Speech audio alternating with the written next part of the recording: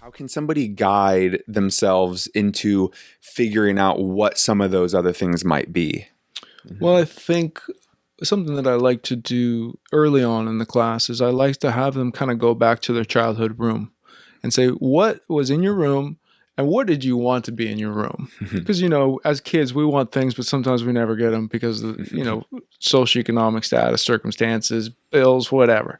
So we have them do that. And I think that there's this interesting change, and it happens for everyone at different times where you are creative and ambitious and imaginative and the whole world is your oyster when you're young.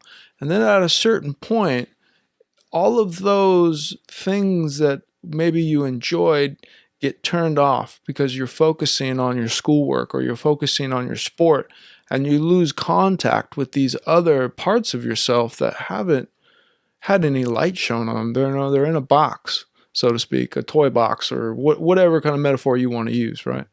And so what I try to do is I have them explore that, and then I have them, and what the class does actually, and I'll get into this. This is part of the structure piece as well. Is what the class does is it has them look at 3 creative outlets. You have to go engage in 3 creative outlets for a total of 3 hours each. So if when we look back and you wanted to skateboard, like, go get yourself a skateboard or borrow one from a friend and go out and try it out and experiment and see if you like it or not. And if you like it, keep doing it.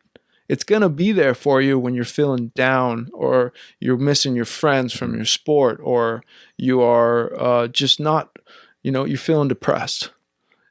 Go jump on the skateboard and get out. So that's kind of how I have them help. That's how I support them, I guess would be the way to say. Start exploring other areas that they're interested in is by requiring them to go engage in things that they did as a child or something that they know a friend does, like white water river rafting. Or I got some students who went and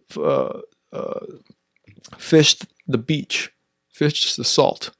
Others went and decided to try meditation or hiking a new place because they've never hiked. That's kind of how I, again, try to wake them up to these other interests that they have, that they're going to have the time for down the line. Yeah. So I think that answers your question. Yeah.